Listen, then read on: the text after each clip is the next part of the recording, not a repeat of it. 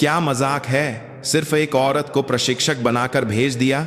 उत्तराखंड के औली के विशाल सामरिक प्रशिक्षण क्षेत्र में सूखी धूल और बारूद की तेज गंध मिली हुई थी। भारत अमेरिका संयुक्त विशेष सैन्य अभियान प्रशिक्षण की गर्मी से भी ज्यादा तीखा और स्पष्ट उपहास लेफ्टिनेंट कर्नल अदिति शर्मा के कानों में चुभा। आवाज का मालिक अमेरिकी सेना की स्पेशल फोर्स ग्रीन बेरे का एक हट्टा कट्टा घमंडी आंखों वाला कैप्टन जेक मिलर था। उसकी नजर अदिति के कंधे पर लगे रैंक पर नहीं, बल्कि उसके चेहरे और शरीर के करवस पर अभद्रता से घूम रही थी। अदिति ने जवाब देने के बजाय अपने चारों ओर अर्धगोलाकार में खड़े 9 पैरा विशेष बल के कमांडो और उनके सामने खड़े अमेरिकी सैनिकों को ठंडी नजरों से देखा। दोनों यूनिटों के बीच एक ग्रेनेड की तरह तनावपूर्ण खामोशी छाई हुई थी जो कभी भी फट सकती थी। 9 पैरा के सभी कमांडो के चेहरे पत्थर की तरह सख्त थे, लेकिन उनकी आंखों में अपने प्रशिक्षक और अधिकारी के अपमान के प्रति गुस्सा जल रहा था। मिलर के बगल में खड़े मेजर डेविड रॉबिन्सन ने शर्मिंदगी भरी मुस्कान के साथ स्थिति को संभालने की कोशिश की। कैप्टन मिलर, अपनी जबान पर लगाम दो। यह इस प्रशिक्षण में हमारे साथ 9 पैरा की मुख्य प्रशिक्षक हैं। मुख्य प्रशिक्षक? मेजर, हम युद्ध का अनुभव रखने वाले बेहतरीन सैनिक हैं। हमें किसी ऐसे अफसर से रणनीति सीखने का कोई इरादा नहीं है जो दफ्तर में बैठकर कागजों से खेलता हो, खासकर किसी महिला सैनिक से तो बिल्कुल नहीं। मिलर ने महिला सैनिक शब्द पर जोर देते हुए घृणा से कहा। उसी पल रॉबिन्सन ने साफ देखा कि अदिति के पीछे खड़े 9 पैरा के सर्वश्रेष्ठ कमांडो सूबेदार मेजर विक्रम सिंह की मुट्ठियां गुस्से से कांप रही थीं।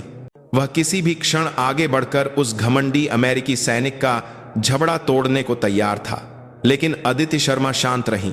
उनकी आंखें भावनाओं से रहित एक गहरी झील की तरह थीं, जैसे कोई शांत बाघिन शोर मचाते हुए भौंकने वाले कुत्ते को देख रही हो। वह चुपचाप मिलर का आकलन कर रही थी। मैं अपना परिचय दे दूं। आखिरकार अदिति का मुंह खुला। उसकी आवाज ऊंची नहीं थी, लेकिन इतनी दृढ़ और साफ थी कि उसने प्रशिक्षण क्षेत्र के सारे शोर को शांत कर दिया। भारतीय सेना पैराशूट रेजिमेंट विशेष बल 9वीं battalion lieutenant colonel Aditi Sharma, call sign Nagin. इस संयुक्त प्रशिक्षण की भारतीय पक्ष की प्रमुख नागिन। जैसे ही यह शब्द निकला, मिलर को छोड़कर कुछ अमेरिकी सैनिकों के चेहरों पर एक सूक्ष्म बदलाव आया। दुनिया भर के विशेष बलों के बीच गुप्त रूप से फैली हुई एक उपाधि जो केवल सबसे क्रूर प्रशिक्षण और वास्तविक लड़ाइयों से जीवित बचे सबसे मजबूत योद्धाओं को दी जाती थी। उन्होंने नागिन कॉल साइन के बारे में सुना था, बस उन्होंने यह कभी नहीं सोचा था कि इसकी मालिक एक छोटे से एशियाई देश की एक सामंत के सारी होगी, महिला होगी। अदिति धीरे धीरे मिलर की ओर बढ़ी। वह उससे एक सिर लंबा था, लेकिन अदिति के आत्मविश्वास के आगे वह बौना लग रहा था। कैप्टन मिलर, मुझे नहीं पता कि तुम्हारा युद्ध का अनुभव कितना समृद्ध है, लेकिन युद्ध के मैदान में पूर्वाग्रह और अहंकार तुम्हारी जान सबसे पहले लेंगे, उसके बाद दुश्मन की गोली। क्या कहा? मिलर का चेहरा गुस्से से लाल हो गया। सिर्फ बातों से काम नहीं चलता। साबित करो कि तुम सिर्फ एक किताबी कीड़ा नहीं हो। अदिति के होठों पर एक हल्की मुस्कान उभरी। वह मुस्कान इतनी ठंडी थी कि देखने वाले की रीढ़ में सिहरन दौड़ गई। मेजर रॉबिन्सन, मैं शूटिंग रेंज का उपयोग करने का अनुरोध करती हूं। एक छोटा सा प्रदर्शन दिखाती हूं। मेजर रॉबिन्सन कुछ पल के लिए झिझके, लेकिन अदिति की दृढ़ आंखों और बेकाबू होती स्थिति को देखकर उन्होंने सिर हिला दिया। ठीक है, सब लोग शूटिंग रेंज की ओर चलें। औली सामरिक प्रशिक्षण क्षेत्र के भीतर अत्याधुनिक शूटिंग रेंज। यहां अलग अलग दूरी और कोणों पर लक्ष्य रखे गए थे और बंधक स्थिति का अनुकरण करने के लिए जटिल संरचनाएं भी थीं। मुकाबला आसान था। अदिति ने अपनी टावोर टार 21 राइफल की जांच करते हुए कहा, सामने एक 100 मीटर से 300 मीटर तक बेतरतीब ढंग से दिखने वाले 10 लक्ष्यों को जो सबसे कम समय में मार गिराएगा वह जीतेगा। लेकिन आखिरी लक्ष्य बंधक के सिर के ठीक बगल में रखा एक सेब है। अगर बंधक को गोली लगी तो उसे तुरंत हारा हुआ माना जाएगा। यह एक बेहद कठिन चुनौती थी, जहां एक भी गलती का मतलब हार थी। अमेरिकी सैनिकों के बीच धीमी फुसफुसाहट हुई। मिलर ने हंसते हुए अपनी M4 कार्बाइन उठाई। एक औरत की तरह बच्चों का खेल। ठीक है, मैं पहले शुरू करता हूं। मिलर आत्मविश्वास से फायरिंग लाइन पर खड़ा हो गया। वह ग्रीन बेरे के सर्वश्रेष्ठ निशानेबाजों में से एक था। उसका निशाना लगाने का तरीका चौखशू जैसा था और गोलियों की आवाज लगभग एक समान अंतराल पर गूंज रही थी। ढाएं ढाएं ढाएं। सामने के लक्ष्य एक एक करके गिरते गए। उसकी गति अविश्वसनीय थी और सटीकता बेदाग। आखिरी 300 मीटर की दूरी पर बंधक लक्ष्य के सामने उसने एक पल के लिए अपनी सांस रोकी। स्कोप के अंदर सेब बंधक के कनपट्टी से खतरनाक रूप से सटा हुआ था। 1 इंच की भी चूक की गुंजाइश नहीं थी। मिलर ने एक छोटी सांस के साथ ट्रिगर दबाया। ढाई। गोली की आवाज के साथ सेब फटकर लाल टुकड़ों में बिखर गया। बंधक लक्ष्य हिला तक नहीं। यह एक उत्तम निशाना था। 28 7 सेकंड। कंट्रोलर ने समय की घोषणा की। यह एक शानदार रिकॉर्ड था। अमेरिकी सैनिकों के बीच तालियां और जयकारे गूंज उठे। मिलर ने गर्व से अपनी बंदूक नीचे की और अदिति की ओर उपहास भरी मुस्कान फेंकी। उसने सोचा, अब इस औरत के अपमानित होने की बारी है। अदिति चुपचाप फायरिंग लाइन की ओर बढ़ी। उसने मिलर की तरह स्कोप का इस्तेमाल नहीं किया। वह केवल राइफल पर लगे मैकेनिकल साइट्स का उपयोग कर रही थी। अमेरिकी सैनिक कानाफूसी करने लगे। 300 मीटर की दूरी पर एक सेब को मैकेनिकल साइट्स से मारना लगभग असंभव था। क्या ये पागल है? हार मान लेना बेहतर होगा। तानों की बौछार हुई, लेकिन अदिति के चेहरे पर कोई बदलाव नहीं आया। उसने सहजता से राइफल अपने कंधे पर टिकाई। उसी क्षण उसके आसपास की हवा बदल गई। हल्की फुल्की महिला अधिकारी गायब हो गई थी और अब वहां केवल एक नागिन थी, जिसकी आंखों में केवल अपने लक्ष्य के लिए जानलेवा इरादा था। तैयार होने पर शुरू करो। कंट्रोलर के शब्द खत्म होने से पहले ही अदिति की उंगली चल पड़ी। तड़ तड़ तड़। यह मिलर की तरह एक समान अंतराल पर चलने वाली गोलियां नहीं थीं। यह एक अनियमित लेकिन विस्फोटक फायरिंग थी जो एक लंबी गोली की आवाज की तरह लग रही थी। धाएं धाएं धाएं। लक्ष्यों के गिरने की गति इतनी तेज थी कि आंखों से देखना मुश्किल था। उसने अपनी फायरिंग की स्थिति को लगभग नहीं बदला। उसका ऊपरी शरीर स्थिर था, केवल बंदूक की नाल अगले लक्ष्य की ओर फिसल रही थी। उसकी हरकतें युद्ध कौशल से ज्यादा एक कला की तरह लग रही थीं। 100 मीटर 200 मीटर के लक्ष्य पलक झपकते ही गायब हो गए। अब केवल 300 मीटर पर आखिरी लक्ष्य बचा था। सबकी निगाहें उस पर टिक गईं।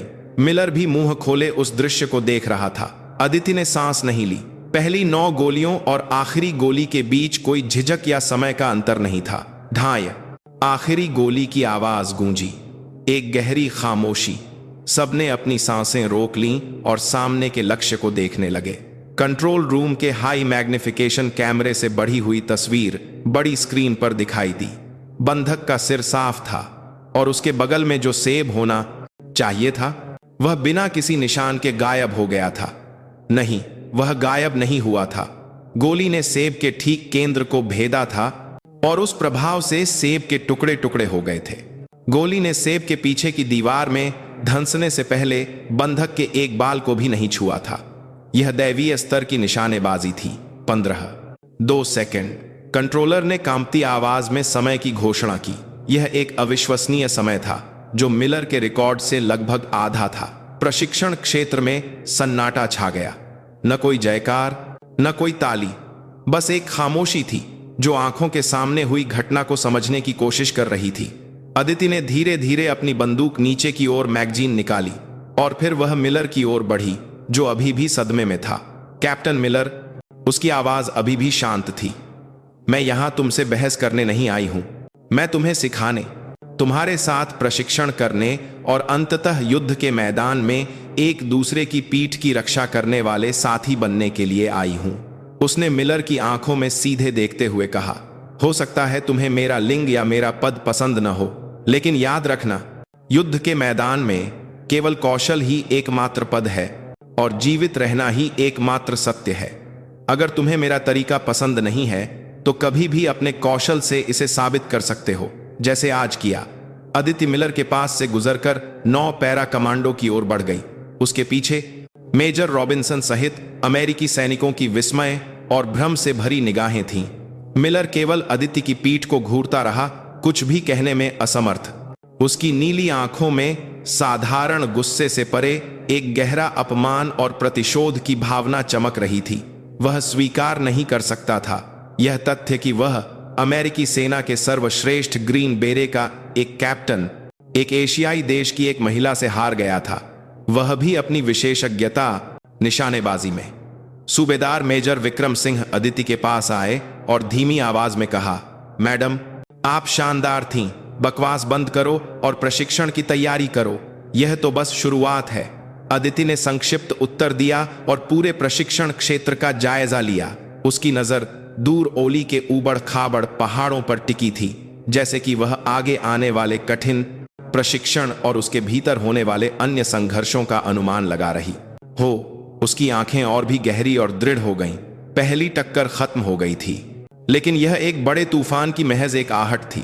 अदिति शर्मा, फौलाद से बनी एक सफेद चमेली, ने अभी अभी जंगली जानवरों से भरे जंगल में अपना पहला कदम रखा था और उस जंगल का सबसे खूंखार शिकारी अपने घायल स्वाभिमान को वापस पाने के लिए अंधेरे में चुपचाप अपने पंजे तेज कर रहा था। शूटिंग रेंज में शानदार प्रदर्शन के बाद प्रशिक्षण क्षेत्र का माहौल सूक्ष्म रूप से बदल गया।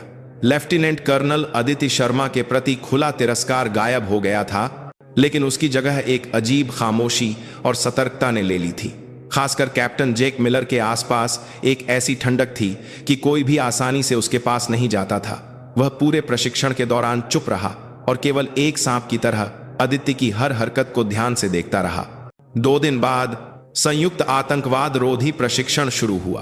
प्रशिक्षण का मुख्य हिस्सा किल हाउस नामक क्लोज क्वार्टर बैटल CQB सुविधा में एक बंधक बचाव अभियान था।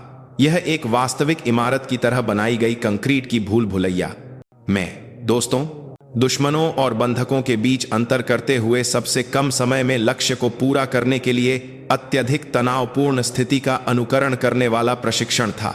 ऑपरेशन ब्रीफिंग रूम में बड़ी स्क्रीन पर किल हाउस का जटिल नक्शा था। अदिति लेजर पॉइंटर से घुसपैठ के रास्ते और प्रत्येक टीम के सदस्य की भूमिका को स्पष्ट रूप से बता रही थी।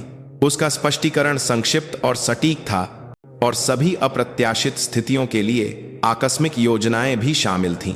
अल्फा टीम सूबेदार मेजर विक्रम सिंह के नेतृत्व में मुख्य द्वार से प्रवेश करेगी। उसी समय ब्रावो टीम दूसरी मंजिल की खिड़कियों से उल्टा हमला करेगी। संचार न्यूनतम होगा और सभी हरकतें मेरे द्वारा पहले से बताए गए हाथ के संकेतों के अनुसार होंगी। लक्ष्य 5 मिनट के भीतर बंधकों को सुरक्षित करना और बाहर निकलना है। कोई सवाल? ब्रीफिंग रूम 9 पैरा कमांडो के जोरदार जवाब नहीं मैडम से गूंज उठा, लेकिन अमेरिकी पक्ष से किसी ने चुपचाप अपना हाथ उठाया। वह जैक मिलर था। लेफ्टिनेंट कर्नल, मुझे योजना पर आपत्ति है। सबकी निगाहें उस पर टिक गईं। मुख्य द्वार और दूसरी मंजिल से एक साथ प्रवेश करने से हमारी मारक क्षमता बढ़ जाएगी और एक एक करके मारे जाने का खतरा बढ़ जाएगा। अमेरिकी सैन्य सिद्धांत के अनुसार ऐसी स्थिति में एक बिंदु पर सारी मारक क्षमता केंद्रित करके तेजी से अंदर के क्षेत्र पर कब्जा करना मानक प्रक्रिया है। ऊपर से उसकी बात एक तर्कसंगत सामरिक असहमति की तरह लग रही थी, लेकिन इसके भीतर यह अहंकार छिपा था कि तुम्हारा तरीका गलत है और हमारा तरीका बेहतर है। अदिति ने कुछ पल मिलर को देखा। वह उसके इरादे को समझ रही थी। कैप्टन मिलर की बात में कुछ दम है, लेकिन इस ऑपरेशन का लक्ष्य केवल अंदर कब्जा करना नहीं है, दुश्मनों में भ्रम पैदा करना और उनका ध्यान दोनों तरफ बांटना है, ताकि बंधकों को खतरे में डालने का समय न मिले। यानी एक सर्जिकल स्ट्राइक। तुम्हारे तरीके की तरह शोर शराबे से मुख्य द्वार तोड़ने पर सबसे पहली गोली बंधक के सिर पर लगेगी, लेकिन अगर कोई असहमति है तो प्रशिक्षण के बाद रिपोर्ट में जमा करना। ऑपरेशन के दौरान कमांडर के आदेशों का पालन किया जाता है, बस। अदिति ने मिलर की बात को दृढ़ता से काट दिया। इसका मतलब था कि आगे कोई बहस नहीं होगी। मिलर ने होंठ चबाते हुए अनिच्छा से सिर झुकाया। उसकी आंखें कह रही थीं, मूर्खा, जब जारों की बात तो वहन तोड़ और संपात देख लेंगे। ऑपरेशन शुरू होने में 10 सेकंड। हर हर महादेव। 9 पैरा कमांडो ने संक्षिप्त और शक्तिशाली नारा लगाते हुए अपनी अपनी स्थिति संभाली। अदिति ने अपने हेलमेट पर लगे संचार उपकरण की जांच की और किल हाउस के भारी लोहे के दरवाजे को घूरा। उसका दिल फौलाद की तरह ठंडा और शांत धड़क रहा था। ऑपरेशन शुरू।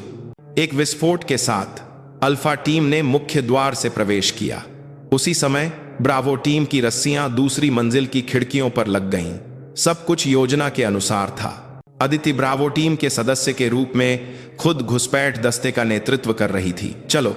खिड़की तोड़कर अंदर घुसने के बाद अदिति बिना किसी झिझक के अंधेरे गलियारे की ओर बढ़ी।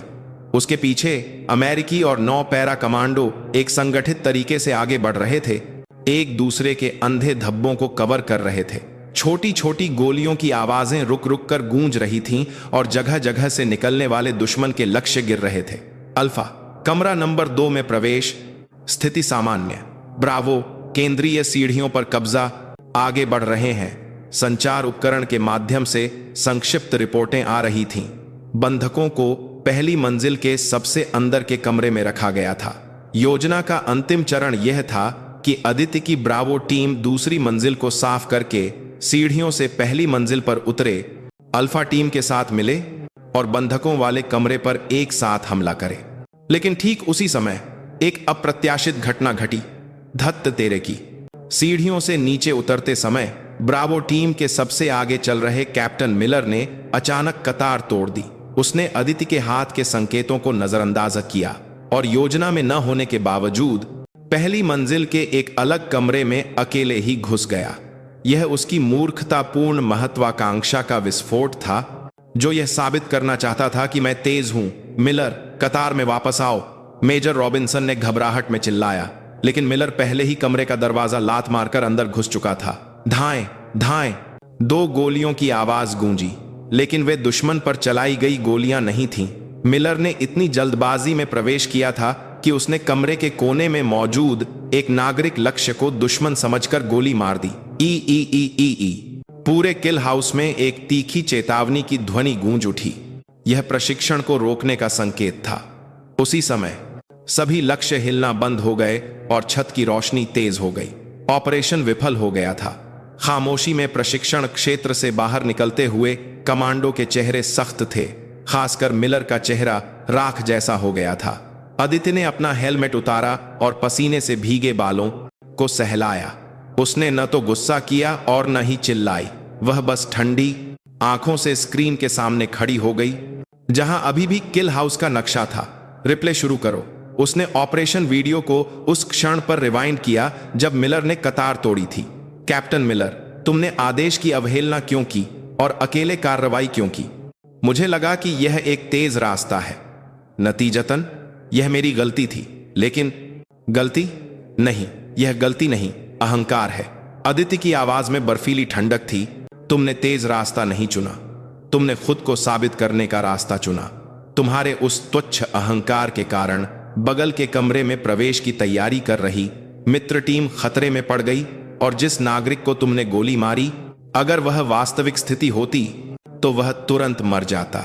और सबसे महत्वपूर्ण बात, अदिति ने वीडियो को एक फ्रेम और आगे बढ़ाया। जिस कमरे में मिलर घुसा था, उसकी विपरीत दीवार पर एक चतुराई से छिपा हुआ बूबी ट्रैप लगा था। अगर तुम थोड़ा और अंदर गए होते तो तुम तो मरते ही। तुम्हें बचाने के लिए अंदर आने वाली टीम भी मारी जाती। क्या यही तुम्हारा अमेरिकी सैन्य सिद्धांत है? मिलर कुछ नहीं कह सका। वीडियो और डेटा पर आधारित अदिति का विश्लेषण इतना सटीक था कि उसके पास कोई बहाना नहीं था। वह बस सिर झुकाए अपनी मुट्ठियां भींचे हुए था। यह शूटिंग रेंज में मिली हार से भी बड़ा अपमान था। एक रणनीतिकार के रूप में उसका स्वाभिमान चकनाचूर हो गया था। मेजर रॉबिन्सन ने आगे बढ़कर सिर झुकाया। माफ करना लेफ्टिनेंट कर्नल, यह हमारी तरफ से एक स्पष्ट गलती थी। कैप्टन मिलर के खिलाफ नियमों के अनुसार कार्रवाई की जाएगी। अदिति ने कुछ पल मेजर रॉबिन्सन को देखा, फिर सभी कमांडो की ओर मुड़कर कहा, इस प्रशिक्षण की विफलता की पूरी जिम्मेदारी कमांडर के रूप में मेरी है। मैं अपनी टीम को पूरी तरह से नियंत्रित नहीं कर सकी और अप्रत्याशित स्थितियों के लिए मेरी तैयारी अपर्याप्त थी। मैं आप सभी से माफी मांगती हूं। उसने अपनी विफलता को साफ साफ स्वीकार कर लिया। अदिति के अप्रत्याशित शब्दों से न केवल अमेरिकी बल्कि 9 पैरा के कमांडो भी हैरान रह गए। यह स्पष्ट था कि सारी गलती मिलर की थी, लेकिन अदिति ने कमांडर के रूप में अपनी जिम्मेदारी से मुंह नहीं मोड़ा। उसी क्षण अमेरिकी सैनिकों की आंखों में, जो अदिति को केवल एक कुशल महिला सैनिक के रूप में देखते थे, पहली बार बदलाव आया। वह केवल एक उत्कृष्ट योद्धा नहीं थी, वह एक सच्ची नेता थी जो टीम की विफलता को अपनी जिम्मेदारी मानती थी। लेकिन एक व्यक्ति, जेक मिलर, की सोच अलग थी।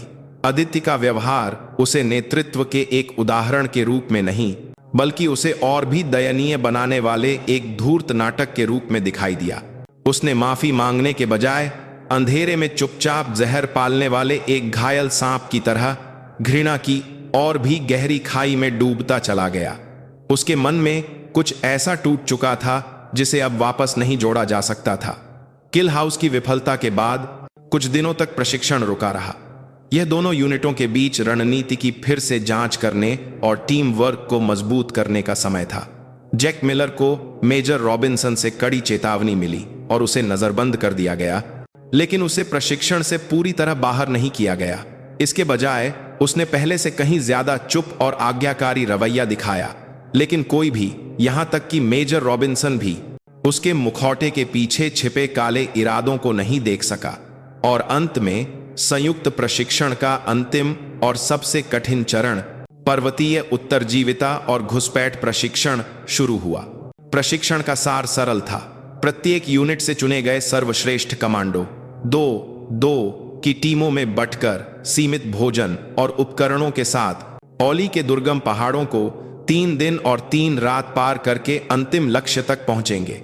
उन्हें बीच बीच में दिए गए कार्यों को पूरा करना था और एक काल्पनिक दुश्मन यूनिट उनका पीछा करते हुए उन्हें लगातार परेशान करती थी। अदिति ने 9 पैरा के सूबेदार मेजर विक्रम सिंह के साथ टीम बनाई और जैक मिलर ने मेजर रॉबिन्सन के साथ। प्रशिक्षण की तीव्रता कल्पना से परे थी। दिन में वे खड़ी चट्टानों पर चढ़ते थे और रात में शरीर को जमा देने वाली ठंड से लड़ते थे। भारी बोझ से कंधे टूटने को थे और पैरों में खून से भरे छाले पड़ गए थे। लेकिन इन चरम स्थितियों में अदिति की असली काबिलियत और भी निखर कर सामने आई। वह केवल शारीरिक रूप से मजबूत सैनिक नहीं थी, उसे पहाड़ों की स्थलाकृति और वनस्पतियों का पूरा ज्ञान था। जहरीले और खाने योग्य पौधों में अंतर करने की क्षमता, जानवरों के निशानों को देखकर रास्ता खोजने की तकनीक, उसकी उत्तरजीविता कौशल लगभग एक विशेषज्ञ के स्तर की थी। यह लिंगरी है, यह भूख मिटाने में मदद करेगा। वह रिज ढलानदार लग रहा है, लेकिन यह हवा को रोकेगा। इसीलिए आज रात का पड़ाव वहीं होगा। उसके निर्णय कभी गलत नहीं हुए। शुरुआत में संदेह करने वाले अमेरिकी सैनिक भी कठोर प्रकृति के सामने उसके उत्तरजीविता के ज्ञान को देखकर धीरे धीरे उसके प्रति सम्मान महसूस करने लगे। मेजर रॉबिन्सन उसे देखकर आश्चर्यचकित थे। लेफ्टिनेंट कर्नल शर्मा तो जैसे इसी पहाड़ में पैदा हुई हैं। इस पर सूबेदार मेजर विक्रम सिंह ने गर्व से उत्तर दिया, हमारी मैडम विशेष बलों में पर्वतीय युद्ध की एक किंवदंती है। नागिन कॉल साइन का मतलब सिर्फ यह नहीं है कि वह एक नागिन की तरह चुपचाप दुश्मन का गला घोंट देती हैं, बल्कि यह भी है कि वह किसी भी सांप से बेहतर सबसे कठिन इलाकों में जीवित रह सकती हैं। इस माहौल में केवल एक व्यक्ति, जैक मिलर, चुपचाप चलता रहा। जैसे जैसे दूसरे अमेरिकी सैनिक अदिति के प्रति सम्मान व्यक्त करते, उसे अपना अस्तित्व और भी छोटा महसूस होता। अपमान की भावना उसकी आत्मा को खा रही थी और अंततः उसकी तर्क शक्ति को पंगु बना दिया। उसने फैसला किया, वह आदित्य शर्मा को सबकी नजरों से गिरा देगा। वह ऐसा माहौल बनाएगा कि लगे कि वह अपनी काबिलियत की वजह से नहीं, बल्कि दुर्भाग्य के कारण विफल हुई है। प्रशिक्षण के अंतिम दिन, अंतिम लक्ष्य से ठीक पहले आखिरी बाधा दी गई। नागिन रिज नामक एक धुंध भरी, फिसलन भरी और सबसे खतरनाक रिज को अकेले पार करके दूसरी तरफ के सभा स्थल पर मिलना था। यह प्रशिक्षण का समापन था, जहां टीम के सदस्य के बिना केवल अपनी ताकत से रास्ता खोजना था। रवाना होने से ठीक पहले मिलर ने जैसे दया दिखाते हुए अदिति से संपर्क किया। लेफ्टिनेंट कर्नल, शुभकामनाएं। उसने अपने हाथ में पकड़ा हुआ एनर्जी बार देते हुए कहा, मैंने अपने एक साथी से सुना है जो पहले टोही के लिए गया था कि आधिकारिक रास्ते से लगभग 500 मीटर पूर्व में एक घाटी का रास्ता बहुत तेज है। रास्ता कठिन है, लेकिन रिज पर चढ़ने की तुलना में समय आधा हो जाएगा। उसकी आंखें इतनी मासूम लग रही थीं और उसकी आवाज में साथीपन का एहसास था। कुछ दिनों के आज्ञाकारी व्यवहार के कारण अदिति ने एक पल के लिए भी उसकी बात पर शक नहीं किया।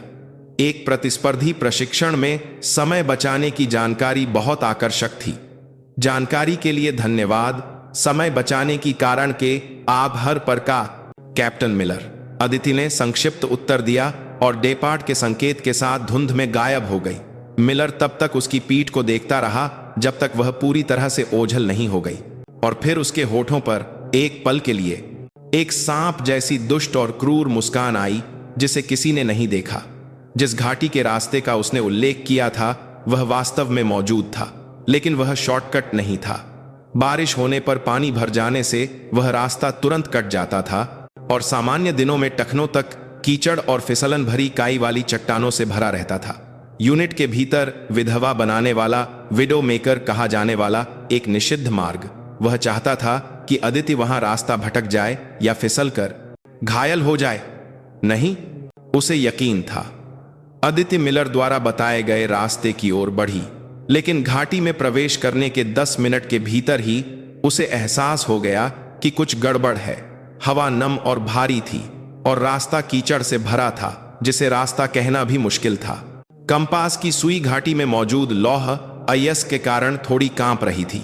सबसे बढ़कर एक विशेष बल के कमांडो के रूप में प्रशिक्षित उसकी छठी इंद्रिय लगातार खतरे का संकेत दे रही थी। धोखा हुआ है। जैसे ही यह एहसास उसके दिमाग में आया, उसने अपने कदम रोक दिए और चारों ओर देखा। वापस जाने के लिए वह बहुत अंदर आ चुकी थी। तभी खड़ खड़ कुछ छोटे पत्थर उसके सिर के ऊपर गीली मिट्टी की चट्टान से गिरे। रात भर की बारिश से कमजोर हुई जमीन ने उसकी आहट पर प्रतिक्रिया देना शुरू कर दिया था।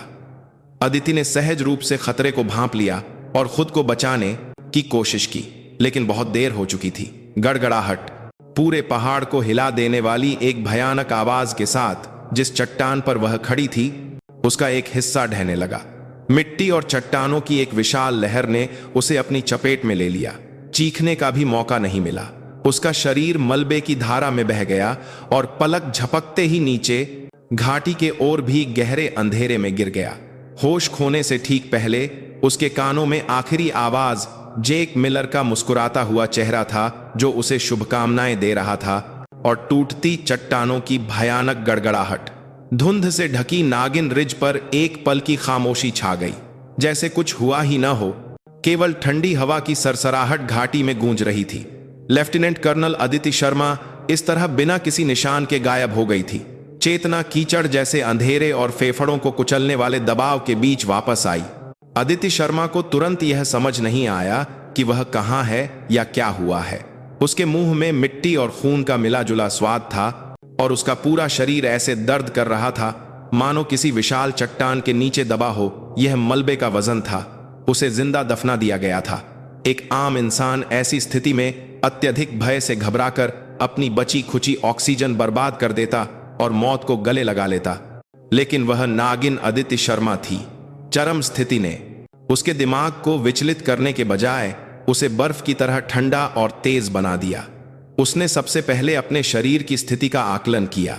बायां कंधा उखड़ गया था, दाहिने पैर में एक गहरा घाव था और हर सांस के साथ छाती में चुभने वाले दर्द से लग रहा था कि एक दो पसलियां टूट गई हैं। यह सबसे बुरी स्थिति थी। जिंदा रहना है। उसके दिमाग में केवल यही एक शब्द था। उसने अपने बचे हुए दाहिने हाथ और बाएं पैर में जोर लगाकर धीरे धीरे हिलना शुरू किया। मिट्टी और कंकड़ उसकी त्वचा में चुभ रहे थे और भयानक दर्द दे रहे थे, लेकिन उसने एक आह तक नहीं भरी। 1 मिलीमीटर, फिर एक और मिलीमीटर, जैसे कोई ताबूत से बाहर निकलने की कोशिश कर रहा हो। वह डेस्पेरेमेंट मलबे को हटाने लगी। कितना समय बीत गया होगा। अंत में उसकी उंगलियों ने ठंडी रात की हवा को महसूस किया। यह जीवन का संकेत था। उसने अपनी बची खुची ताकत बटोरी और अपने ऊपरी शरीर को बाहर निकालने में सफल रही। फेफड़ों में ताजी हवा के प्रवेश से उसे जोर की खांसी आई। चारों ओर घना अंधेरा था और धुंध और बूंदाबांदी हो रही थी। वह ढही हुई चट्टान के मलबे के ढेर के बीच आधी दबी हुई थी। उसे एहसास हुआ कि उसका बचना किसी चमत्कार से कम नहीं था। शायद गिरते समय उसने सहज रूप से खुद को सिकोड़ लिया था और चट्टानों और पेड़ों से बनी एक छोटी सी जगह ने उसे कुचलने से बचा लिया था। अदिति ने सबसे पहले अपने सबसे दर्दनाक बाएं कंधे का इलाज करने का फैसला किया। उसने आसपास टटोलकर एक कठोर और नुकीली चट्टान ढूंढी, फिर उसने अपने उखड़े हुए कंधे को उस करतान बनाया करता है करतान करतास करता कर आपके कोने पर रखा। आने वाले दर्द को जानते हुए उसने अपनी आंखें कसकर बंद कर लीं और अपनी पहचान की तख्ती डॉग टैग को दांतों में दबा लिया। है उसने अपना पूरा वजन डालकर अपने शरीर को चट्टान पर दे मारा। खट्टे की एक धीमी आवाज के साथ हड्डी के अपनी जगह पर वापस बैठने का एहसास हुआ। उसकी आंखों के सामने सफेदी छा गई और दांतों में दबी पहचान की तख्ती से खून निकलने की हद तक भयानक दर्द पूरे शरीर में फैल गया। लेकिन वह चीखी नहीं। इस पहाड़ में भावनाओं का प्रदर्शन एक विलासिता थी। कंधे को ठीक करने के बाद उसने अपनी वर्दी की आस्तीन फाड़कर अस्थायी रूप से अपनी बांह को स्थिर किया। अगला था दाहिने पैर का घाव। सौभाग्य से धमनी बच गई थी, लेकिन लगातार खून बहने से हाइपोथर्मिया हो सकता था। उसने अपने बूट से आपातकालीन चाकू निकाला और घाव को गर्म करके दागने का आदिम तरीका सोचा, लेकिन इस बारिश में आग जलाना असंभव था। एक वैकल्पिक उपाय के रूप में उसने आसपास से दबाव पट्टी का काम करने वाली मजबूत बेलें ढूंढीं और घाव को कसकर बांध दिया। जीवित रहने के लिए न्यूनतम प्राथमिक उपचार पूरा करने के बाद उसने चारों ओर देखा। संचार उपकरण गिरने के झटके से टूट चुका था और राइफल कहीं गायब हो गई थी। सर्वाइवल किट वाला बैकपैक भी मलबे में कहीं दब गया होगा। उसके पास केवल उसकी वर्दी, बूट, एक चाकू और फौलादी इच्छा शक्ति बची थी। जैसे जैसे रात गहरी होती गई, तापमान गिरता गया। गीली वर्दी उसके शरीर की बची खुची गर्मी को भी तेजी से छीन रही थी। अगर वह ऐसे ही रही तो वह चोटों से नहीं बल्कि हाइपोथर्मिया से मर सकती थी। वह लड़खड़ाते हुए, शरीर को घसीटते हुए बारिश और हवा से बचने के लिए जगह खोजने लगी। उसकी नजर धुंधला रही थी और चक्कर आ रहे थे, लेकिन उसने चलना बंद नहीं किया। हार मानने का मतलब है एक सैनिक के रूप में अयोग्य होना। कभी मत भूलो कि तुम्हारी जान देश की संपत्ति है। बहुत समय पहले जब वह विशेष बलों में एक हवलदार थी और कड़ाके की ठंड के प्रशिक्षण में पिछड़कर मौत के कगार पर पहुंच गई थी, तब उसे खोजने वाले एक बूढ़े सूबेदार मेजर की बातें अचानक उसके दिमाग में कौंधी। उसने उसके शीतदंश से पीड़ित हाथों को अपनी छाती में रखकर गर्म किया था और कहा था कि एक सैनिक की भावना शारीरिक सीमाओं से परे होती है। अदिति ने अपने होंठ चबाए। मैं अभी भी एक सैनिक हूं। मैं अभी हार नहीं मान सकती। कितना चली होगी? उसे एक छोटी चट्टानी गुफा मिली। यह एक आदर्श आश्रय नहीं था, लेकिन कम से कम यह बारिश और हवा से बचा सकता था। वह गुफा के अंदर रेंग कर गई और खुद को सिकोड़ लिया। भयंकर भूख, दर्द और हड्डियों तक घुसने वाली ठंड उसे पीड़ा दे रही थी। जैसे ही उसकी चेतना धुंधलाने लगी, उसे जेक मिलर का चेहरा याद आया। उसे शॉर्टकट बताते हुए उसकी पाखंडी मुस्कान। वह क्रोध में बदल गई और उस क्रोध ने उसकी बुझती हुई जीवन शक्ति को फिर से जला दिया। मैं जिंदा वापस जाऊंगी और उसे इसकी कीमत चुकाने पर मजबूर कर दूंगी। इस बीच नियत समय बीत जाने के बाद भी जब अदिति नहीं पहुंची तो सभा स्थल पर बेचैनी बढ़ने लगी। सूबेदार मेजर विक्रम सिंह बेचैनी से कई बार डिपार्ट बिंदु की ओर देख चुके थे। कुछ गड़बड़ है, मैडम कभी भी इस तरह समय की पाबंदी नहीं तोड़ती।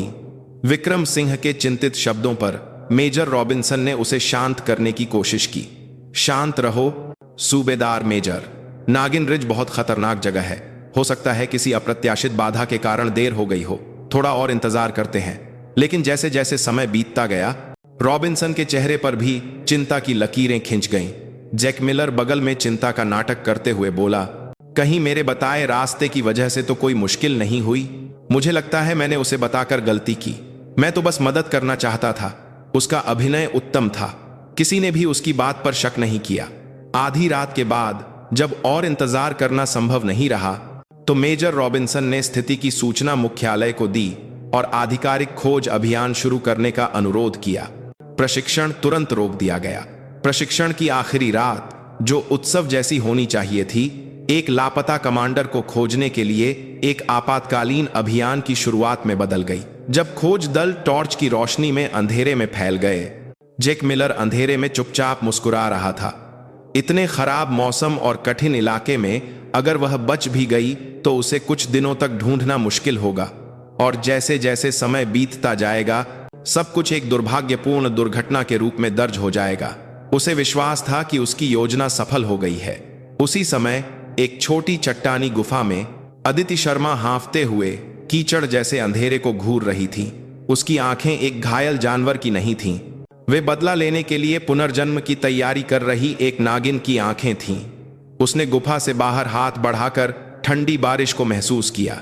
यह केवल बारिश का पानी नहीं था, यह जिंदा होने का सबूत था और आने वाले जवाबी हमले का संकेत था।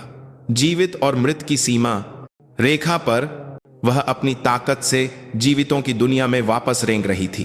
रात अभी लंबी थी और उसकी उत्तरजीविता की लड़ाई अभी शुरू ही हुई थी। सुबह होते ही भारत अमेरिकी संयुक्त खोज दल ने एक बड़ा खोज अभियान शुरू किया। प्रशिक्षण क्षेत्र अब एक लापता अधिकारी को खोजने के लिए एक वास्तविक अभियान क्षेत्र में बदल गया था।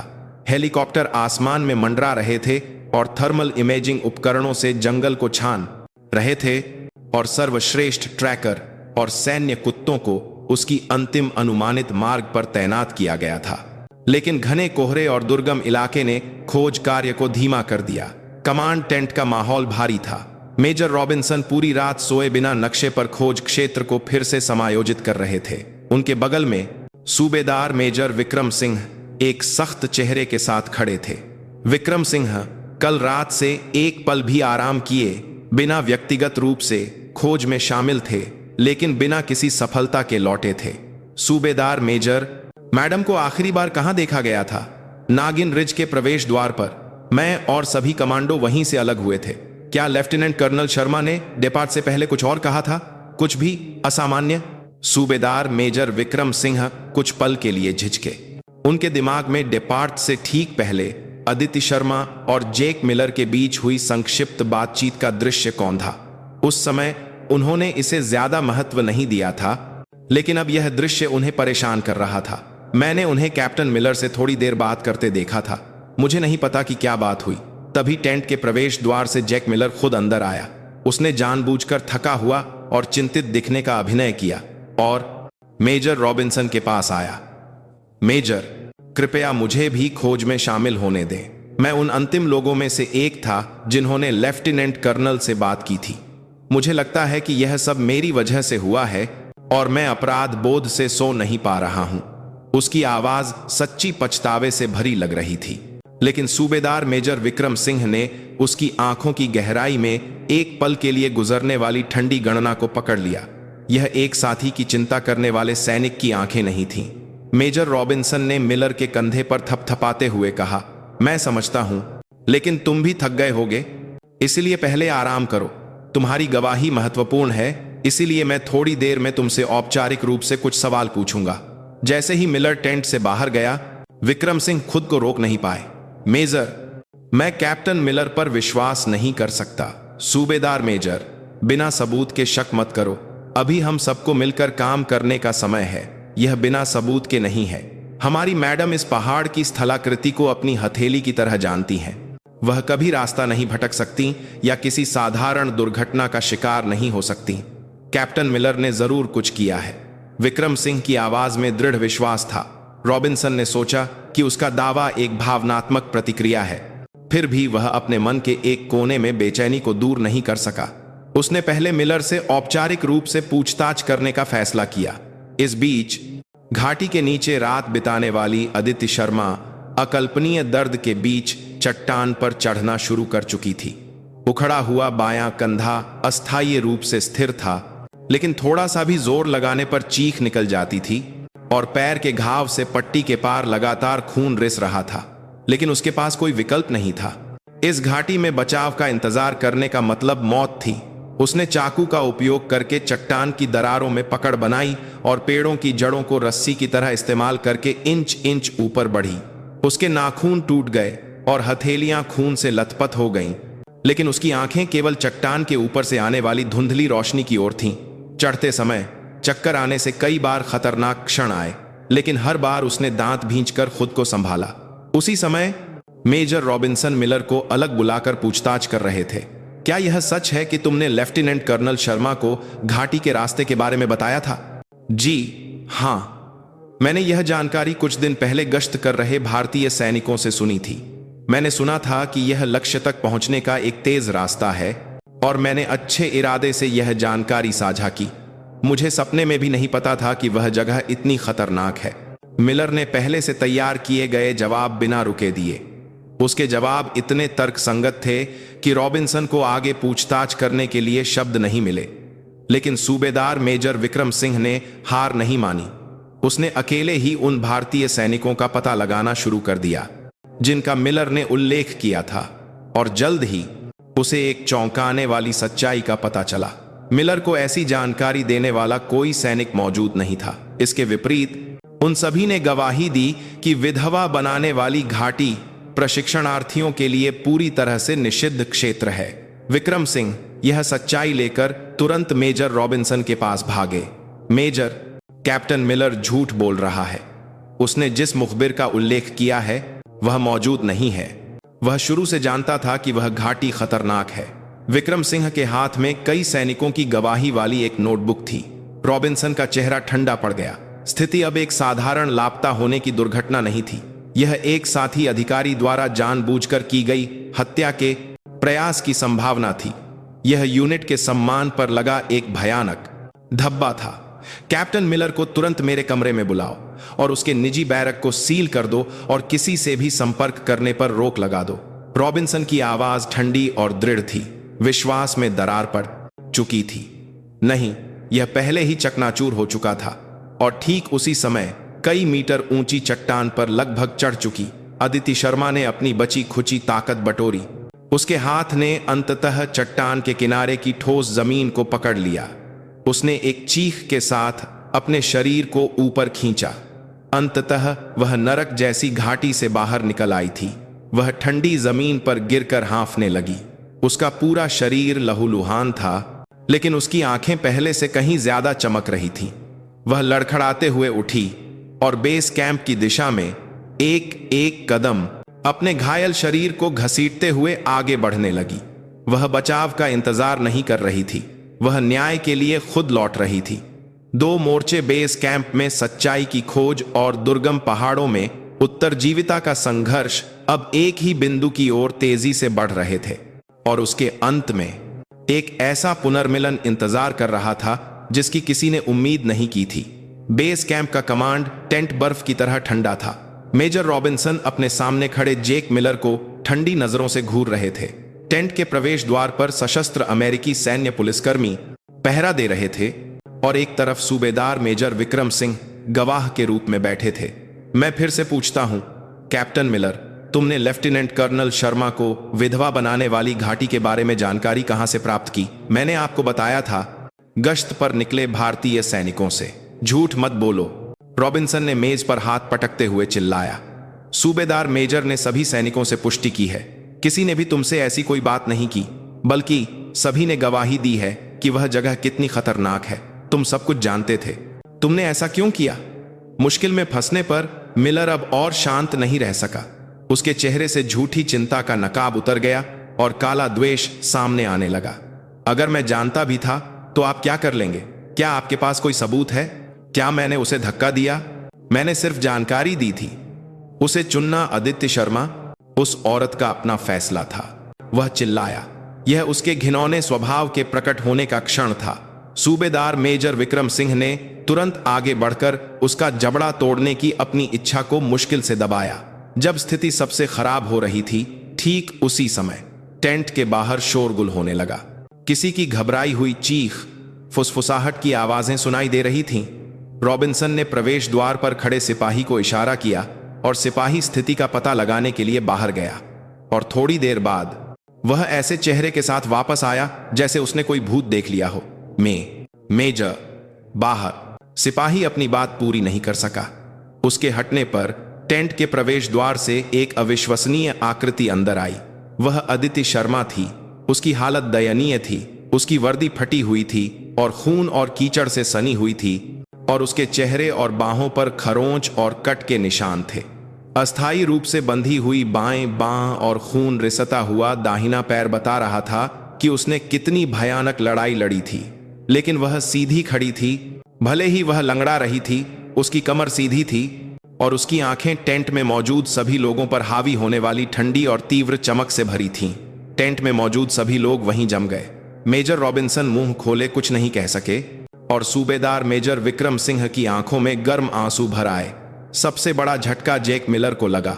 वह विश्वास नहीं कर सकता था कि जो व्यक्ति मर जाना चाहिए था, या कम से कम मरणासन्न अवस्था में बचाया जाना चाहिए था, वह उसकी आंखों के सामने खड़ा है। उसका चेहरा डर और आश्चर्य से सफेद पड़ गया था।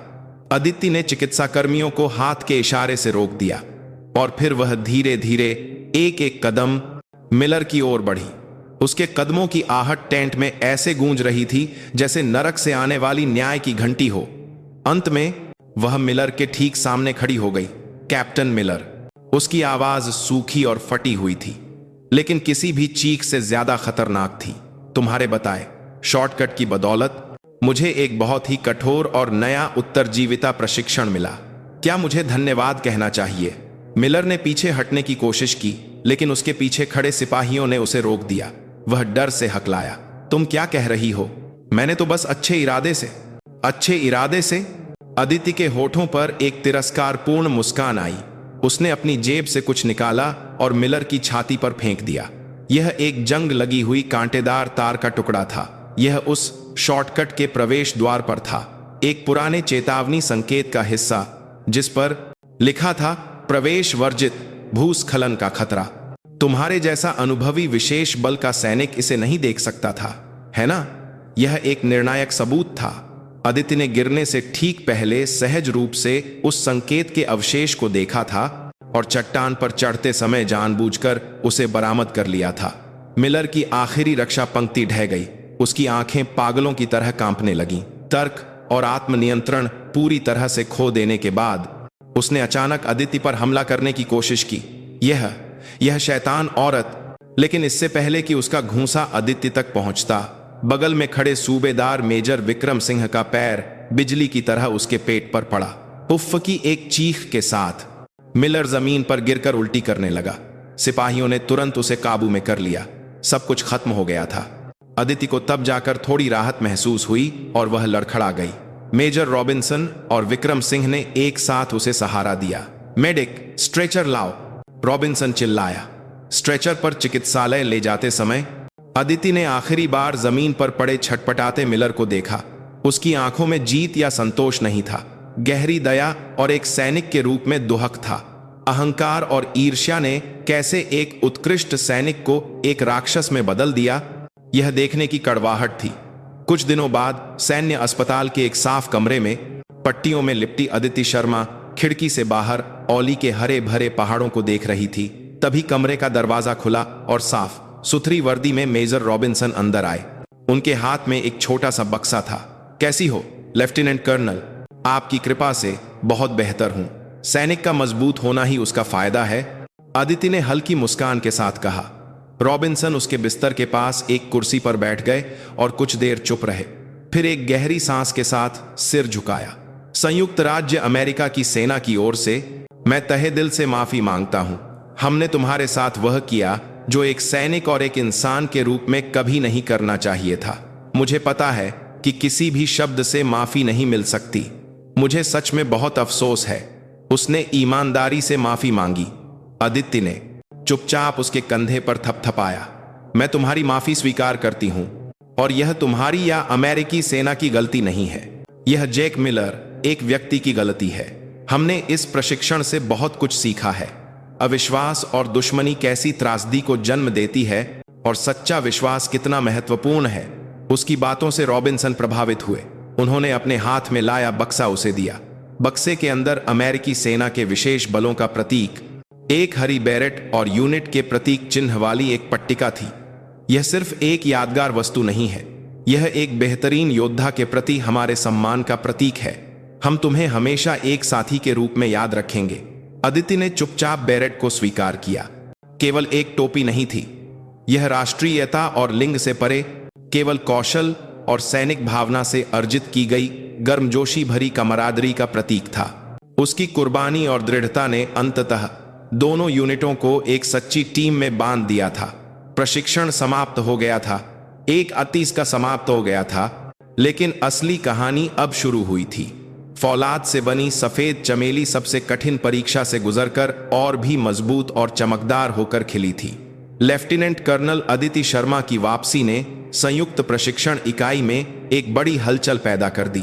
उसकी आपबीती और उत्तरजीविता की कहानी पल भर में एक किंवदंती बन गई और जेक मिलर का निष्कासन इकाई में व्याप्त अदृश्य भेदभाव और अहंकार के खिलाफ एक शक्तिशाली चेतावनी बन गया। प्रशिक्षण कुछ दिनों के लिए रोक दिया गया था, लेकिन वह समय न केवल घायलों के शारीरिक रूप से ठीक होने का था, बल्कि दोनों इकाइयों के टूटे हुए विश्वास को ठीक करने और एक नए रिश्ते को स्थापित करने का एक महत्वपूर्ण समय भी था। अदिति ने सैन्य अस्पताल के आरामदायक बिस्तर को अस्वीकार कर दिया और प्रशिक्षण क्षेत्र के चिकित्सालय में लौटकर पुनर्वास में जुट गई। वह नहीं चाहती थी कि उसे एक पीड़ित या घायल के रूप में सहानुभूति मिले। वह अभी भी इस प्रशिक्षण की मुख्य प्रभारी और एक अडिग कमांडर थी।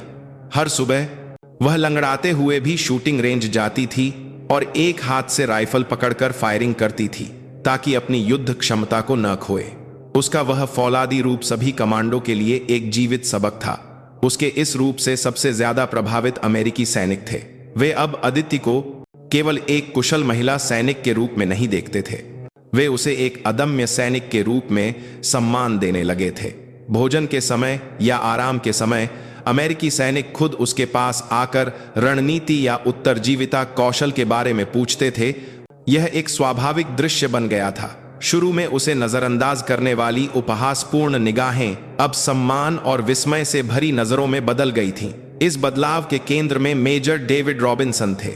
उन्होंने मिलर की घटना की जिम्मेदारी ली और शेष प्रशिक्षण अवधि के दौरान दोनों इकाइयों को पूरी तरह से एक करने के लिए हर संभव प्रयास किया। उन्होंने अपनी कमान का एक बड़ा हिस्सा अदिति को सौंप दिया और सार्वजनिक रूप से दिखाया कि वह उसके फैसलों पर पूरा भरोसा करते हैं। अब से सभी ऑपरेशनल योजनाओं को लेफ्टिनेंट कर्नल शर्मा की अंतिम मंजूरी मिलेगी। वह इस भूमि और पर्वतीय इलाके की सर्वश्रेष्ठ विशेषज्ञ हैं और जैसा कि आप सभी ने देखा है, वह सर्वश्रेष्ठ उत्तरजीविता विशेषज्ञ हैं। उनका निर्णय हमारा निर्णय होगा। रॉबिन्सन की घोषणा ने अमेरिकी सैनिकों पर गहरा प्रभाव डाला।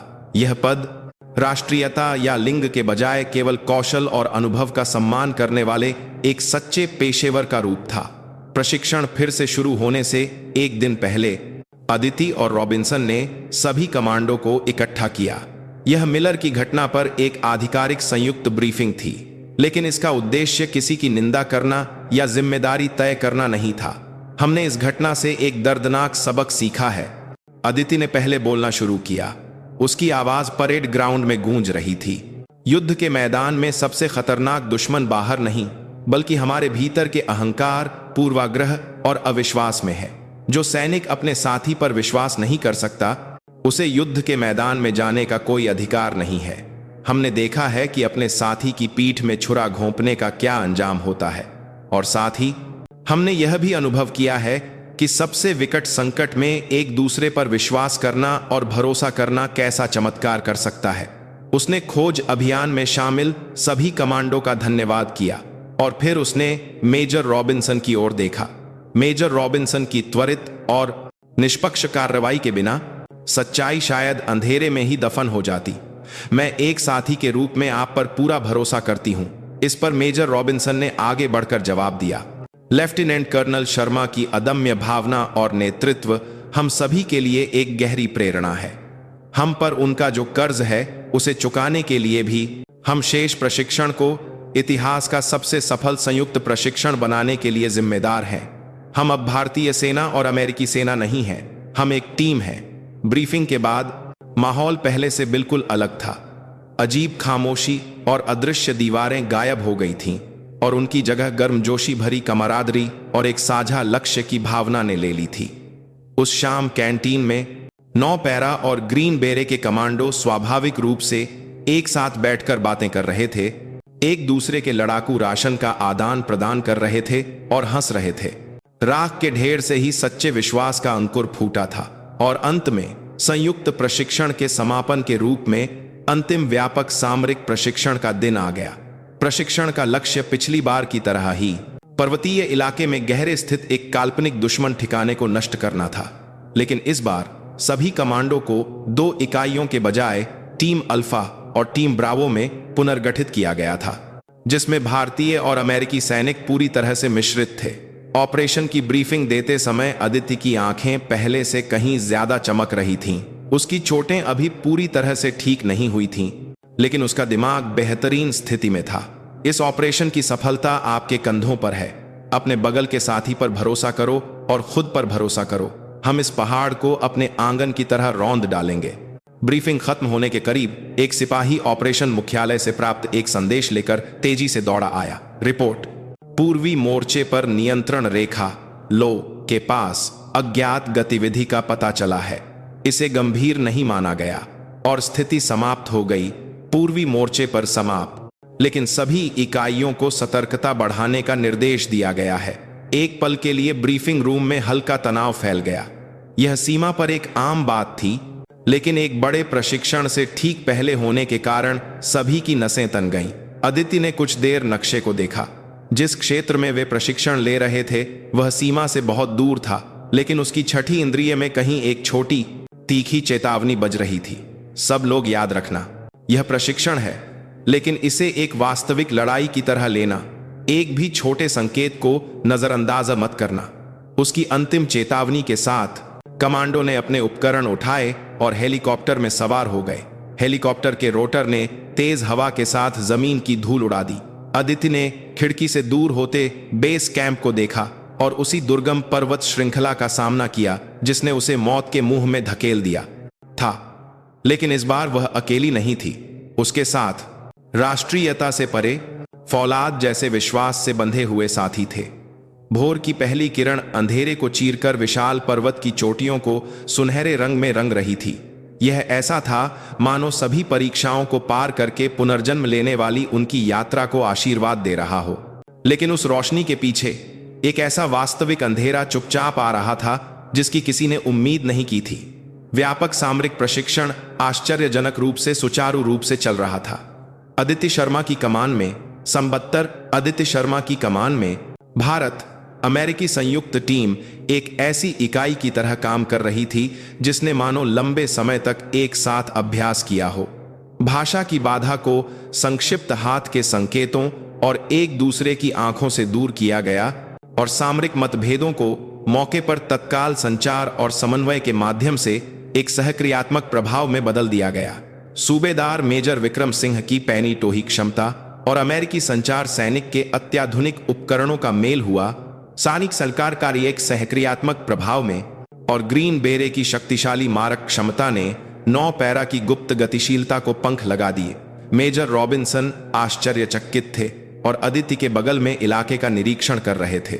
यह सिर्फ प्रशिक्षण नहीं है लेफ्टिनेंट कर्नल, यह एक कलाकृति देखने जैसा है। मिलर को यह दृश्य देखना चाहिए था, वह शायद देखकर भी नहीं समझ पाता। आदित्य ने संक्षिप्त उत्तर दिया। उसकी नजर सामने के घने जंगल की ओर थी।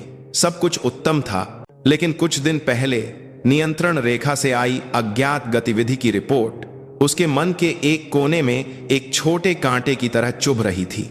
ऑपरेशन शुरू होने के 6 घंटे बाद जब वे लक्ष्य से लगभग 5 किलोमीटर दूर एक गहरी घाटी में पहुंचे तो सबसे आगे गश्त कर रहे सूबेदार मेजर विक्रम सिंह से एक आपातकालीन संदेश आया। नागिन, यह वाइपर 1 है। कुछ अजीब मिला। दोहराता हूं, कुछ अजीब मिला। आदित्य ने तुरंत सभी कमांडो को रुकने और रक्षात्मक स्थिति लेने का हाथ का संकेत दिया। वह रॉबिन्सन के साथ चुपचाप विक्रम सिंह के पास पहुंची।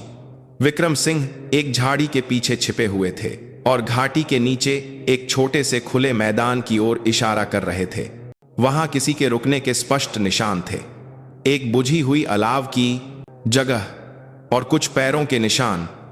क्या यह प्रशिक्षण में शामिल न होने वाली किसी इकाई के निशान हैं? रॉबिन्सन ने पूछा। नहीं, यह हमारे नहीं हैं। विक्रम सिंह ने एक टहनी से अलाव की राख को कुरेदा। उसके अंदर से एक अधजली सिगरेट का टुकड़ा निकला। यह भारतीय या अमेरिकी सेना को दी जाने वाली सिगरेट नहीं थी, यह रेड लैंप थी, एक ऐसी ब्रांड जो सीमा पार बहुत लोकप्रिय थी। एक पल के लिए तीनों के चेहरे एक साथ सख्त हो गए। आदित्य ने तुरंत आसपास की सुरक्षा बढ़ा दी और पैरों के निशानों का बारीकी से विश्लेषण करना शुरू कर दिया। बूट के निशान साफ हैं, कम से कम 3 लोग, कदम चौड़े और नियमित हैं, जिसका मतलब है कि वे उच्च प्रशिक्षित हैं। वे हमारी ही दिशा में लक्ष्य की ओर बढ़ रहे हैं। उसकी आवाज बर्फ की तरह ठंडी हो गई। रॉबिन्सन के चेहरे से भी रंग उड़ गया। यह अब प्रशिक्षण नहीं था। क्या क्या कुछ दिन पहले की खुफिया रिपोर्ट का मतलब यह है कि वे पूर्वी मोर्चे से यहां तक इतनी दूर तक घुसपैठ कर चुके हैं? यह असंभव है, रॉबिन्सन ने बुदबुदाया, लेकिन आंखों के सामने का सबूत एक स्पष्ट सच्चाई की ओर इशारा कर रहा था। उसी क्षण मुख्यालय के साथ सीधे सैटेलाइट संचार के प्रभारी अमेरिकी संचार सैनिक ने अपना हेडसेट उतारकर एक पीले पड़े चेहरे के साथ दौड़ते हुए आया। लेफ्टिनेंट कर्नल मेजर, अभी अभी मुख्यालय से एक आपातकालीन संदेश आया है। प्रशिक्षण की स्थिति तुरंत समाप्त। वर्तमान समय से ऑपरेशन क्षेत्र में वास्तविक दुश्मन तत्वों की उपस्थिति। दोहराता हूं, यह वास्तविक स्थिति है। ऑपरेशन के जनक कर्का की आपातकालीन ऑपरेशन की स्थिति है। संचार सैनिक की चीख जंगल की खामोशी को तोड़ने वाले एक हथौड़े की तरह थी। आसपास के सभी कमांडो ने अपनी सांसें रोक लीं। जिन सैनिकों को प्रशिक्षण के लिए खाली कारतूस दिए गए थे, उनके चेहरे सफेद पड़ गए। खेल खत्म हो गया था। अदिति एक पल के लिए भी नहीं झिझकी। उसकी आंखें एक कमांडर की आंखों से बदलकर अब दुश्मन के सामने एक शिकारी की आंखों में बदल गई थीं। सभी कमांडो, प्रशिक्षण कारतूस तुरंत वापस करें। अब से दिए जाने वाले सभी गोला बारूद असली होंगे। अपने अपने सुरक्षा उपकरण की जांच करें और युद्ध के नियमों के अनुसार कार्य करें। अब से यह प्रशिक्षण नहीं बल्कि एक वास्तविक ऑपरेशन है। उसका आदेश बिजली की तरह गिरा। कमांडो ने अनुशासित तरीके से हरकत की। प्रशिक्षण मैगजीन निकालकर असली गोलियों से भरी भारी मैगजीन लगाने की खट्ट की आवाज जंगल में गूंज उठी। कुछ देर पहले तक अपने साथियों के साथ मजाक कर रहे युवा सैनिकों के चेहरों से मुस्कान गायब हो गई और उसकी जगह फौलादी तनाव ने ले ली। जंगल की हरता की आचकर्ती के साथ आवाज, पत्तियों की सरसराहट, हवा की आवाज अब एक संभावित खतरे की तरह लग रही थी। मेजर रॉबिन्सन अदिति के पास आए और दृढ़ चेहरे के साथ कहा, इस इलाके की सबसे अच्छी विशेषज्ञ तुम हो, लेफ्टिनेंट कर्नल। अब से मौके पर कमान तुम्हारे हाथ में है। अमेरिकी कमांडो तुम्हारे आदेशों को मेरे आदेशों की तरह मानेंगे। हम तुम्हारी पीठ की रक्षा करेंगे। यह पूर्ण विश्वास की अभिव्यक्ति थी। कुछ दिन पहले तक यह एक अकल्पनीय दृश्य था। अदिति ने चुपचाप सिर हिलाया। उसने नक्शा खोला और दुश्मनों के अनुमानित मार्ग और अपनी वर्तमान स्थिति की जांच की। उनका लक्ष्य शायद पास का संचार रिले स्टेशन होगा। यह एक सैन्य सुविधा नहीं है, लेकिन अगर इसे नष्ट कर दिया गया तो इस पूरे क्षेत्र का संचार नेटवर्क ठप हो जाएगा। उनका इरादा सामाजिक अशांति पैदा करना होगा। हमें उनसे पहले वहां पहुंचकर रास्ता रोकना होगा। शिकार शुरू हो गया था, लेकिन इस बार लेक्टिस्टार्ट बात करते हैं, एक साथ ही पूरा करते हैं। यह प्रशिक्षण क्षेत्र का एक काल्पनिक पीछा नहीं था। यह जान पर खेलकर किया जाने वाला एक वास्तविक पीछा था। अदिति अपने कॉल साइन नागिन के अनुरूप चुपचाप अपने कमांडो का नेतृत्व करते हुए जंगल से गुजर रही थी। उसकी उत्तरजीविता और ट्रैकिंग कौशल अब अपने साथियों को बचाने और दुश्मन को खत्म करने के लिए सबसे शक्तिशाली हथियार बन गए थे। कितना समय बीत गया होगा। उन्हें एक और छोटा शिविर मिला जो दुश्मनों द्वारा छोड़ा गया लगता था, और वहां प्रशिक्षण में शामिल एक भारतीय सैनिक की पहचान की तख्ती डॉग टैग पड़ी थी। यह स्पष्ट था कि वह प्रशिक्षण क्षेत्र से भटक गया था और अचानक हमले का शिकार हो गया था। कमांडो के दिलों में गुस्सा उबलने लगा। अदिति अपने कमांडो को लेकर और भी गहरे जंगल में चली गई। दुश्मनों के लक्ष्य संचार रिले स्टेशन से कुछ ही दूरी पर एक पुरानी वीरान झोपड़ी नजर आई। सूरज डूब रहा था और अंधेरा छाने लगा था। झोपड़ी से एक भयानक ऊर्जा निकल रही थी। अदिति ने हाथ उठाकर सबको रुकने का इशारा किया।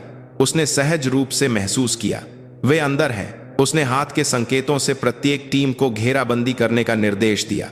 कमांडो बिना आवाज किए चले और झोपड़ी को पूरी तरह से घेर लिया। ठंडी रात की हवा में सबने अपनी सांसें रोक लीं और अदिति के अगले संकेत का इंतजार करने लगे। झोपड़ी के अंदर से बहुत ही धुंधली रोशनी आ रही थी। अदिति ने अपनी ठावो TAR-21 राइफल की सेफ्टी कैच हटाई और धीरे धीरे हमले का संकेत देने के लिए अपना हाथ उठाया। एक खींची हुई धनुष की डोरी जैसा तनाव फटने के कगार पर था। प्रशिक्षण और वास्तविकता की सीमा रेखा पर, जीवन और मृत्यु की सीमा रेखा पर उनकी असली लड़ाई अब शुरू होने वाली थी। अंधेरे में पूरी तरह से डूबी झोपड़ी के आसपास मौत जैसी खामोशी छाई हुई थी। अदिति शर्मा ने अपना उठाया हुआ हाथ जोर से नीचे किया। यह हमले का संकेत था। हमला? सूबेदार मेजर विक्रम सिंह की संक्षिप्त चीख के साथ अल्फा टीम ने झोपड़ी के मुख्य द्वार और खिड़कियों पर स्टन ग्रेनेड फेंके। कान फाड़ देने वाले विस्फोट और आंखों को अंधा कर देने वाली चमक के तुरंत बाद उन्होंने दरवाजा तोड़कर अंदर प्रवेश किया। उसी समय आदिति और रॉबिन्सन के नेतृत्व में ब्रावो टीम ने झोपड़ी के पिछले हिस्से पर हमला किया। धाड़ धाड़ धाड़। झोपड़ी के अंदर का दृश्य पल भर में एक युद्ध के मैदान में बदल गया। अप्रत्याशित हमले से घबराए हुए पाकिस्तानी कमांडो ने मेजों को ढाल बनाकर जोरदार प्रतिरोध किया। अंधेरे में बंदूकों की नाल से निकलती आग बिजली की तरह चमक रही थी और गोलियां दीवारों और खंभों को तोड़कर टुकड़े टुकड़े कर रही थीं। प्रशिक्षण क्षेत्र में सुनी जाने वाली खाली कारतूसों की आवाज से बिल्कुल अलग मांस और हड्डियों को भेदने वाली असली गोलियों की आवाज कानों में गूंज रही थी। भारत अमेरिकी संयुक्त टीम ने इस अफरा तफरी में भी शांति से प्रशिक्षण के अनुसार काम किया। वे अब राष्ट्रीयता से नहीं बटे थे, वहां केवल एक दूसरे की पीठ की रक्षा करने वाले साथी थे। जब एक अमेरिकी सैनिक अपनी बंदूक रीलोड कर रहा था तो एक 9 पैरा कमांडो ने कवर फायर दिया, और जब एक 9 पैरा कमांडो बूबी ट्रैप हटा रहा था तो एक ग्रीन बेरे ने आसपास की निगरानी की। उनकी हरकतों में कोई झिझक या अविश्वास नहीं था। राख के ढेर से पनपा विश्वास सबसे भीषण युद्ध के मैदान में फौलादी ताकत दिखा रहा था। आदित्य और रॉबिन्सन एक टीम की तरह आगे बढ़ते हुए झोपड़ी के अंदर के क्षेत्र को साफ कर रहे थे। जब आदित्य हाथ के संकेतों से दिशा बताती तो रॉबिन्सन तुरंत अपनी टीम को आदेश देते और मार्ग क्षमता से समर्थन देते। दाईं ओर दो। आदित्य के चिल्लाते ही रॉबिन्सन और उसकी टीम ने कमरे में ग्रेनेड फेंका और अंदर घुस गए। सब कुछ सुचारू रूप से चल रहा था, लेकिन दुश्मन भी कम नहीं थे। वे भारत के इतने अंदर तक घुसपैठ करने वाले सर्वश्रेष्ठ कमांडो थे। उन्होंने चतुराई से अंधे धब्बों का फायदा उठाते हुए जवाबी हमला किया और इस प्रक्रिया में एक त्रासदी हुई। मेडिक जैक्सन को गोली लगी है। एक कोने की तलाशी ले रहे एक युवा अमेरिकी सैनिक कॉर्पोरल जैक्सन को दुश्मन की गोली पैर में लगी और वह गिर पड़ा। वह वही युवा था जिसने कुछ दिन पहले अदिति के उत्तरजीविता कौशल की प्रशंसा करते हुए कई सवाल पूछे थे। धत्तिरे की। सबसे पास खड़े सूबेदार मेजर विक्रम सिंह ने गाली देते हुए गिरे हुए जैक्सन की ओर दौड़ने की कोशिश की, लेकिन दुश्मन की गोलियों ने उसके सामने धूल उड़ा दी। ठीक उसी समय एक और अमेरिकी सैनिक ने अपने शरीर को ढाल बनाकर विक्रम सिंह और जैक्सन के सामने खड़ा हो गया और दुश्मन पर अंधाधुंध गोलियां बरसाईं। उसे बाहर निकालो। उसकी कवर फायर की बदौलत विक्रम सिंह जैक्सन को एक सुरक्षित स्थान पर खींचने में सफल रहे। यह राष्ट्रीयता से परे त्याग और कमराडरी का एक क्षण था जो गोलियों की बौछार के बीच जीवन और मृत्यु के चौराहे पर चमक रहा था। झोपड़ी के अंदर के अधिकांश दुश्मन मारे जा चुके थे, लेकिन उनका नेता, जो एक बंधक भारतीय सैनिक जिसकी पहचान की तख्ती पहले मिली थी, को ढाल बनाए हुए था, ऊपरी मंजिल पर मुकाबला कर रहा था। सब पीछे हटो, वरना मैं इसका गला काट दूंगा। उसके हाथ में एक तेज खंजर था और उसकी धार सैनिक की गर्दन पर खतरनाक रूप से टिकी हुई थी। यह एक ऐसी गतिरोध की स्थिति थी जिसमें जल्दबाजी में हमला करना संभव नहीं था। जब सब अपनी सांसें रोके हुए कोई समाधान नहीं ढूंढ पा रहे थे, आदित्य धीरे धीरे आगे बढ़ी। उसने अपनी राइफल नीचे कर ली और अपने दोनों हाथ उठाकर आत्मसमर्पण का संकेत दिया। शांत हो जाओ, हम और खून खराबा नहीं चाहते। चुप रहो। दक्षिण भारत की कुतिया अफसर कमांडो अत्यधिक उत्तेजित था। ठीक उसी समय आदित्य ने उसकी नजरों से बचकर उसके पैरों के नीचे पुराने लकड़ी के फर्श का एक हिस्सा देखा जो बाकी हिस्सों से थोड़ा ज्यादा सड़ा हुआ था। यह पहाड़ों में अपने उत्तरजीविता के संघर्ष के दौरान सीखी गई उसकी गहरी अवलोकन क्षमता थी। आदित्य ने रॉबिन्सन से आंखें मिलाईं और फिर बिना किसी को पता चले उसने अपनी उंगलियों से फर्श की ओर इशारा किया और 3 तक गिना। उसके इरादे को समझते हुए रॉबिन्सन ने चुपचाप सिर हिलाया। आदित्य ने फिर से कमांडो से बात करते हुए उसका ध्यान अपनी ओर खींचा। यहां से जिंदा बचकर निकलने का कोई रास्ता नहीं है, लेकिन अगर तुम अपने साथी को छोड़ देते हो तो मैं तुम्हारी जान बख्श दूंगी। बकवास। कमांडो ने गुस्से में बंधक की गर्दन पर और जोर दिया और उसी क्षण अदिति के संकेत पर रॉबिन्सन ने उसके पैरों के नीचे फर्श पर ठीक 3 गोलियां चलाईं। तड़ तड़ तड़। शक्तिशाली राइफल की गोलियों से सड़ा हुआ फर्श टूट गया। कमांडो ने अपना संतुलन खो दिया और लड़खड़ा गया, और जिस पल उसने बंधक को छोड़ा, अदिति ने उस क्षण को नहीं गंवाया। धाएं। उसकी राइफल से निकली एक गोली बिजली की तरह उड़कर सीधे कमांडो के माथे के बीच में लगी। बंधक सैनिक को सुरक्षित बचा लिया गया और लंबी लड़ाई अंततः समाप्त हो गई। लड़ाई के बाद झोपड़ी का दृश्य भयावह था। बारूद और खून की गंध फैली हुई थी और सभी लोग अत्यधिक तनाव से मुक्त होकर हाँफ रहे थे। कॉर्पोरल जैक्सन सहित घायलों को तुरंत प्राथमिक उपचार दिया गया और यह जानकर सभी ने राहत की सांस ली कि कोई भी शहीद नहीं हुआ। उन्होंने एक दूसरे के कंधों पर थपथपाया और सहारा दिया। उनकी त्वचा का रंग और भाषा अलग थी, लेकिन उस क्षण वे खून के रिश्ते वाले भाइयों से कम नहीं थे। कुछ दिनों बाद जब सब कुछ सामान्य हो गया, तो संयुक्त प्रशिक्षण का आधिकारिक समापन समारोह आयोजित किया गया। लेकिन वहां का माहौल केवल एक प्रशिक्षण के अंत का जश्न मनाने वाला नहीं था। यह उन साथियों की एक गंभीर और सच्ची विदाई थी जिन्होंने एक साथ वास्तविक लड़ाई लड़ी थी और जीवन और मृत्यु का सामना किया था। भारत का तिरंगा और अमेरिका का स्टार्स एंड स्ट्राइप्स एक साथ लहरा रहे थे।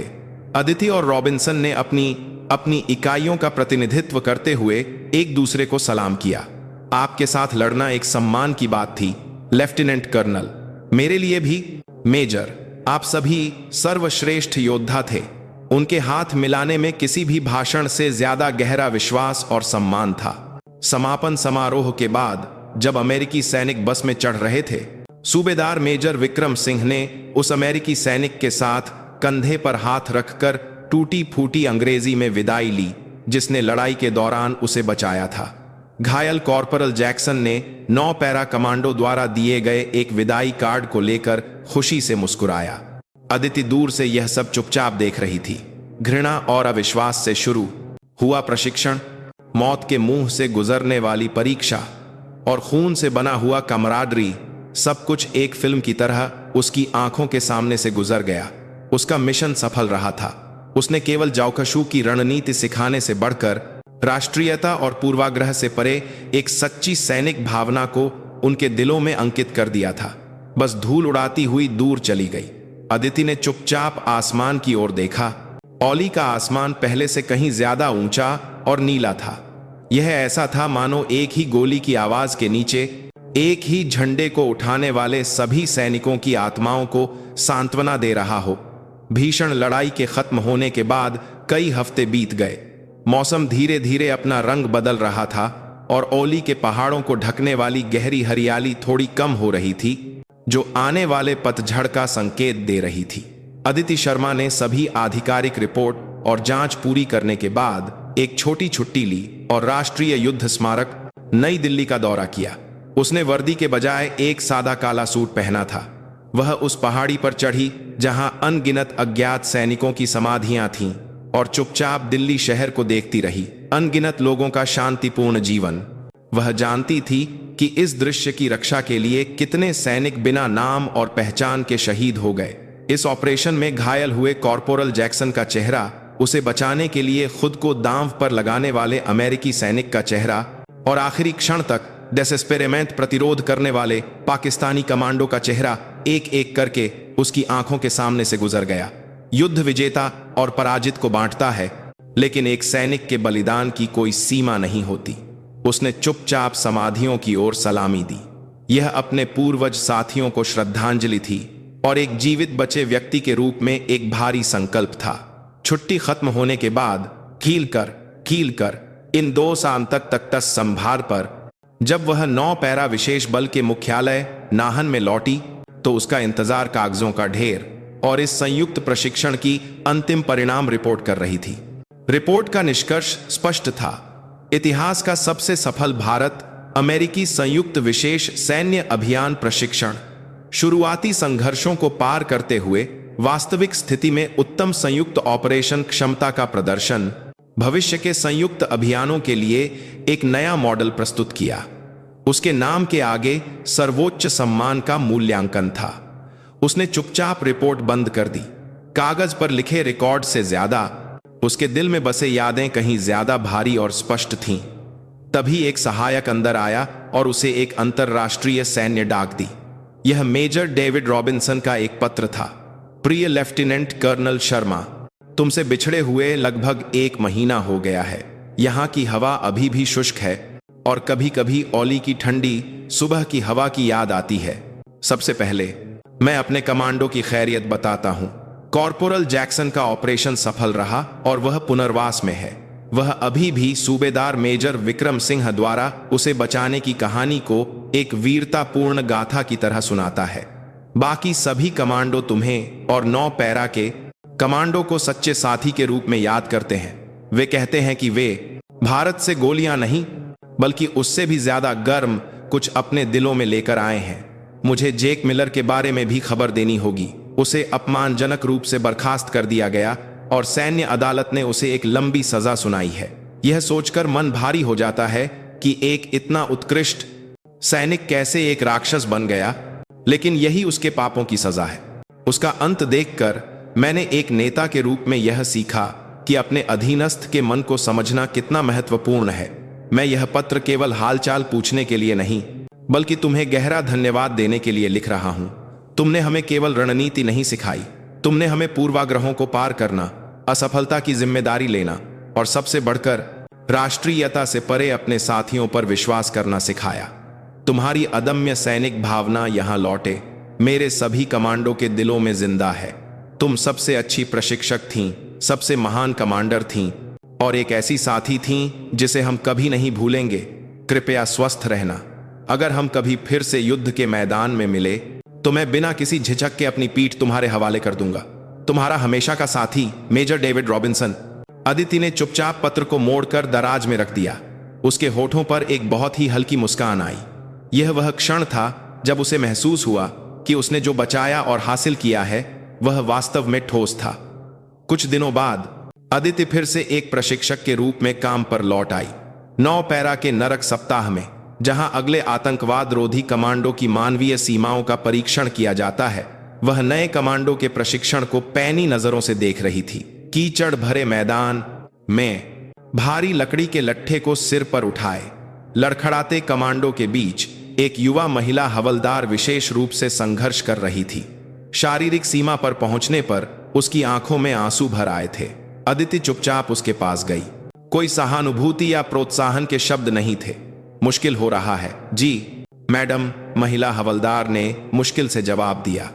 अगर तुम अभी हार मान लेती हो तो तुम जीवन भर हर मुश्किल क्षण में इसे याद करोगी।